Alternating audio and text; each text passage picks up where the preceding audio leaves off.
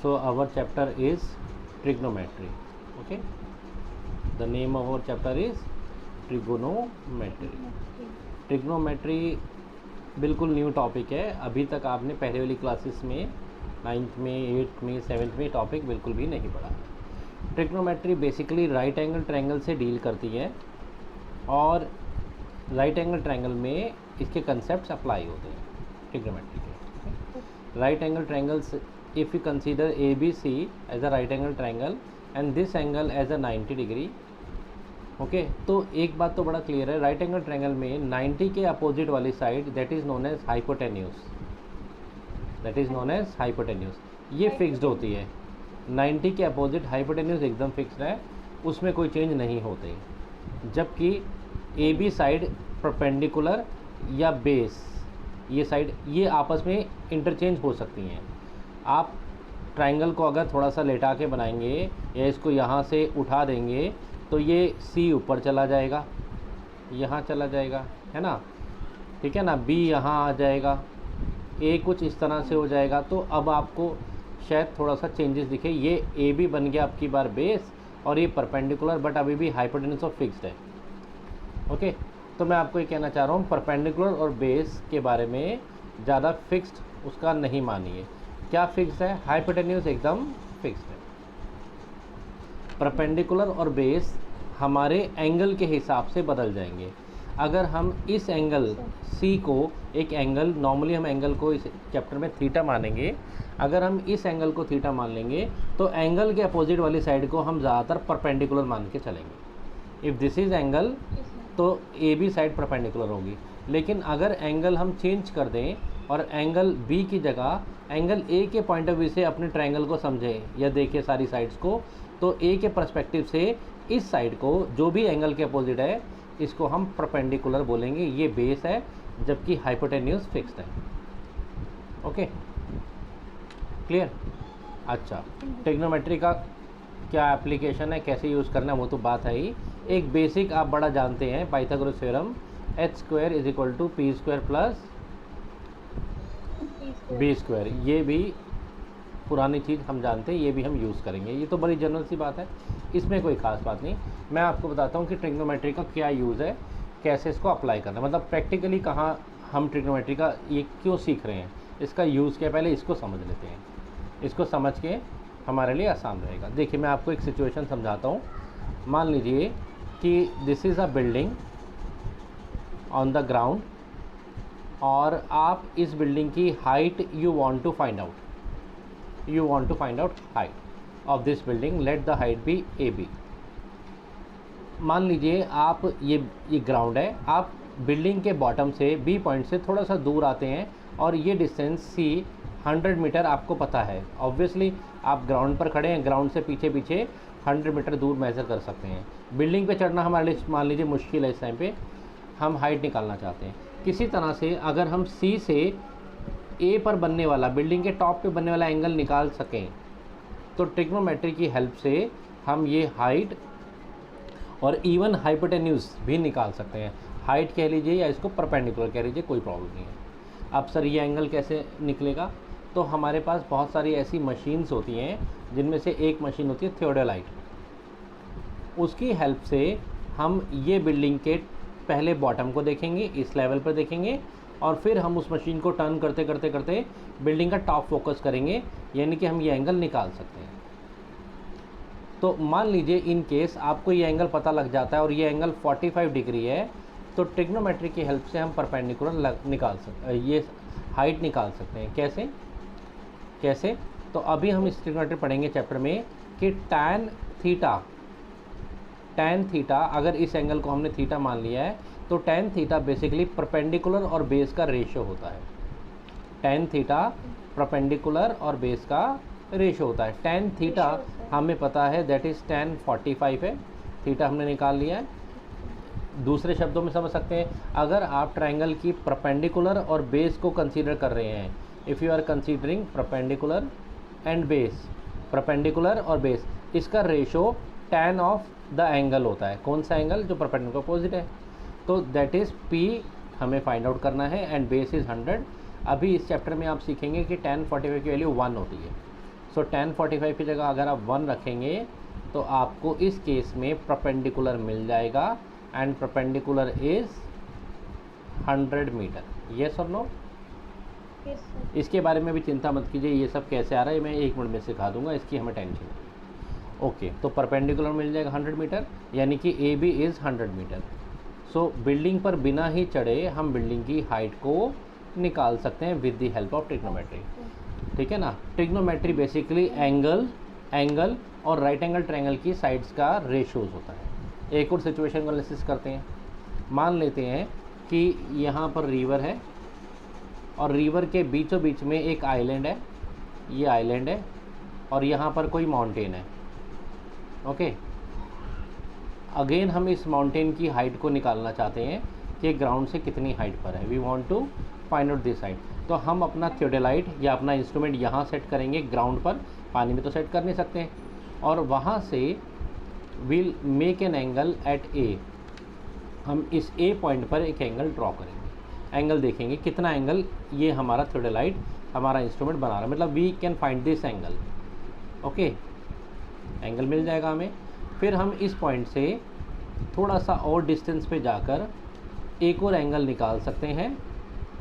ठीक है, एक एंगल और निकालेंगे, और फिर वहाँ से भी एक पॉइंट से न्यू एंगल निकाल लेंगे। ठीक है, ये सब सपोज ये हम मान लेते हैं इट इज़ सी। तो अब देखिए प्रैक्टिकली क्या होगा, आपके पास ये वाला एंगल होगा माउंटेन के टॉप का, आपके पास ये डिस्टेंस तो नहीं होगा। हाँ, आपके पास दूसरा एक और ट्रायंगल आ गया है, राइट एंगल ट्रायंगल चाहिए तो ये ट्रायंगल भी होगा।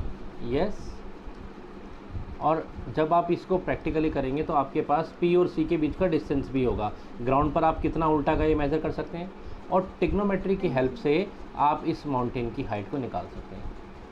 पहले केस में आपको थोड़ा सा हिंट देता हूँ, अभी निकालना नहीं है, ये सब हम एप्लीकेशन में सीखेंगे, बट मैं क्यों सिखा रहा हूँ कि पता तो लगे ट्रिग्नोमेट्री में करना क्या है। फर्स्ट सिचुएशन में पिछली बार की तरह ही आप थीटा की नॉलेज से ए बी और बी पी के बीच में एक रिलेशन निकालोगे। अगली बार थीटा 2 की नॉलेज से वही रिलेशन ए बी और पी सी के बीच में निकालोगे, पी सी पता होगा, और इन दोनों रिलेशन को सॉल्व कर और क्योंकि दोनों एंगल्स हमें पता है इंस्ट्रूमेंट से, हम ए बी की हाइट और बाकी सब चीज़ें कैलकुलेट कर सकते हैं। ये हम ट्रिग्नोमेट्री की हेल्प से सीख लेते हैं। ओके, चलो इतना मुश्किल नहीं है जो आपको थोड़ा बहुत लग रहा होगा। हमें जो चीज़ें सीखनी है भी बड़ी सिंपल सीखनी है, सो वापस आती हैं। सो ट्रिग्नोमेट्री में जैसा मैंने कहा कि राइट एंगल ट्रायंगल से हम डील करेंगे, और basically trigonometry right angle triangle की साइड्स की रेशोज़ की बात करते हैं। ठीक है, अकॉर्डिंग टू ट्रिग्नोमेट्री हाइपोटेन्यूज तो फिक्स्ड है, और थीटा के हिसाब से परपेंडिकुलर बेस बदल जाएगा। तो फिलहाल मैं थीटा सी मान लेता हूँ, तो ये वाली साइड परपेंडिकुलर हो जाएगी और ये वाली साइड बेस हो जाएगी। मैं नाम भी नहीं लिखता तो कोई दिक्कत नहीं है, कोई प्रॉब्लम नहीं है। अगर मुझे यहाँ पर A B upon B C का रेशो चाहिए, ए बी जिसको आप परपेंडिकुलर समझ रहे हैं और बी सी जो कि आपका बेस है, तो अभी अभी मैंने बताया वो tan थीटा होता है। ठीक है ना?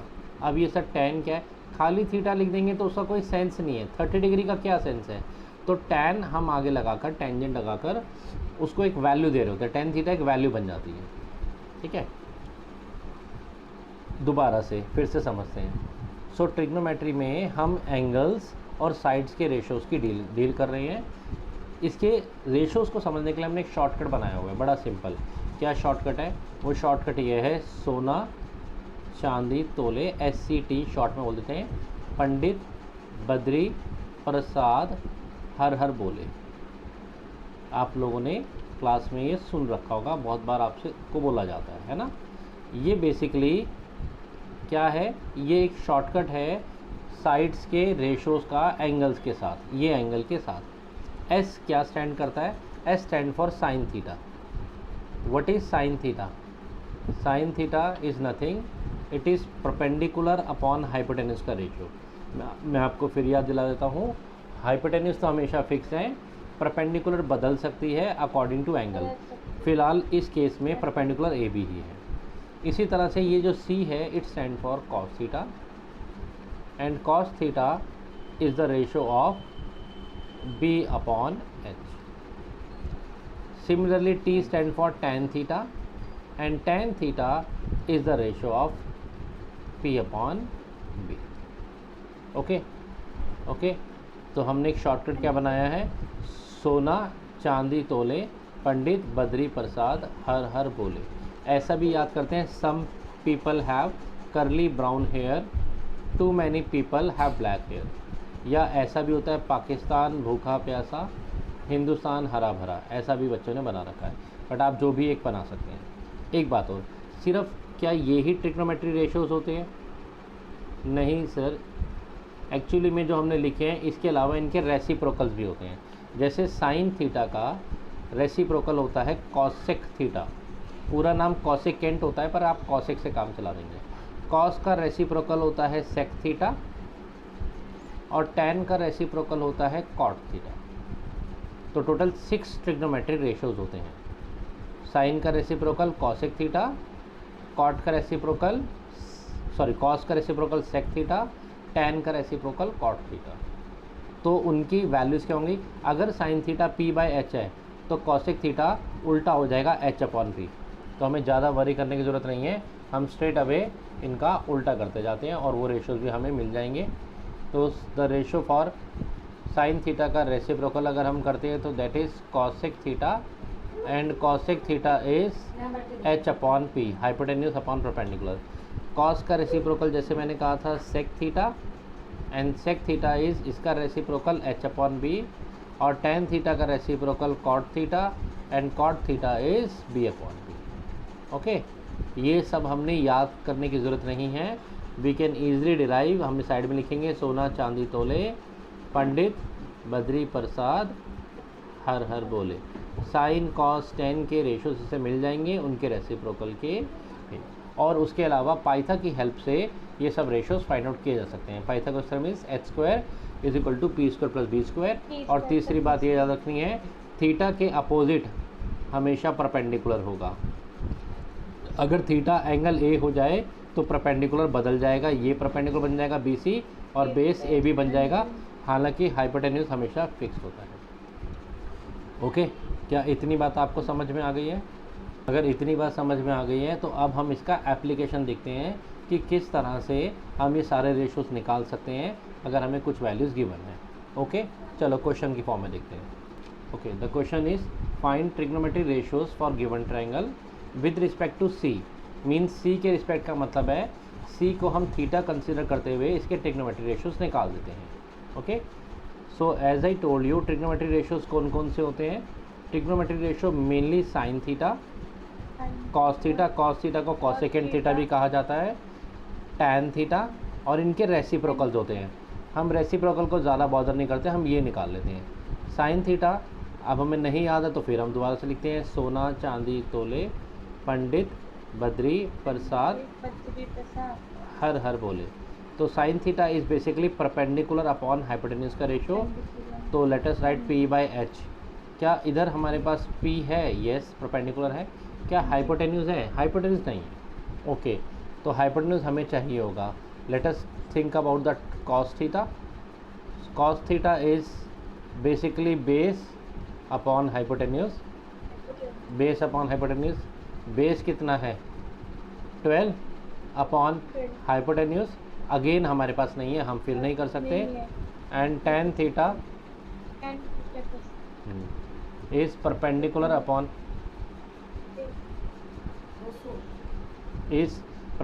बेस। ये तो निकल गया 5/12, ये तो हमें पता है और हमें कोई टेंशन की जरूरत नहीं है। जो हमारा एंगल थीटा है उसके अपोजिट परपेंडिकुलर है, तो इसलिए कोई प्रॉब्लम नहीं है।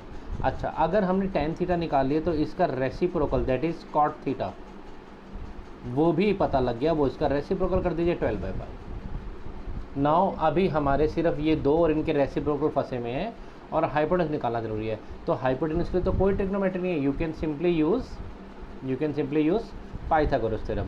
तो पहले हम हाइपोटेन्यूज यानी कि AC निकाल लेते हैं। एंड AC और हाइपोटेन्यूज इज़ √ परपेंडिकुलर स्क्वायर। 5 का स्क्वायर इज़ 25 और 12 का square is 144, so that is √ 169, so that is 13। So AC और हाइपोटेन्यूज इज़ 13 सेंटीमीटर और 13 जो भी, मान लीजिए अगर हम यहाँ सेंटीमीटर लिख देते हैं तो it is centimetre. So now sine theta become p upon h, that is 5 upon 13, and cos theta is 12 upon hypotenuse, that is 12 upon 13. 19 नहीं है, ये 13 है, ठीक है ना, 169 का 13. और इफ़ यू गेट द एक सेकेंड साइन थीटा, तो कॉसेक थीटा भी आपको मिल गया है, that is reciprocal 13/5, and cos का रेसिप्रोकल, कॉस या कॉसेकेंड पूरा कहते हैं, इज़ द सेकेंड थीटा और sec theta, and that value is 13/20. Okay, तो आपने अभी तक बेसिकली ये देखा कि ट्रिग्नोमेट्री की बेसिक एप्लीकेशन से सिर्फ आप कैसे रेशोज़ निकाल सकते हो. रेशोज़ कुछ नहीं है, ये एंगल्स और साइड्स के रिलेशन है. ट्रिग्नोमेट्री में बेसिकली हम इन साइड्स के रेशोज़ को एंगल से रिलेट करते हैं और उससे हम एप्लीकेशन जैसे मैंने बताया वो चीज़ें कर पाते हैं. क्लियर? ओके, आई होप यहाँ तक कि आपको बेसिक नॉलेज ट्रिग्नोमेट्री का अंडरस्टैंडिंग समझ में आ गई होगी. ठीक है, यहाँ तक क्लियर हो गया होगा. Okay, so exercise 8.1 question number 1 हम कर रहे हैं. In triangle A B C which is right angle at B. Right angle है बी पर, मतलब ये 90 है, ये बिल्कुल फिक्स्ड है. ए बी और बी सी गिवन है और आपको साइन ए कॉस ए और साइन सी कॉस से निकालना है. फर्स्ट पार्ट में जब ये साइन ए लिख रहा है मीन्स थीटा को ए मान के चल रहे हैं. ए का मतलब है आपका ए के पॉइंट ऑफ चलना है, थीटा ए हो गया. और सेकेंड पार्ट में आपका थीटा बदल जाएगा, it will be sine C. Okay, तो हम दोनों के एक एक पार्ट कर लेते हैं. मतलब फर्स्ट का हम साइन ए निकाल लेते हैं, वैसे एक से आप सभी निकाल सकते हैं. चलो let us draw the figure first.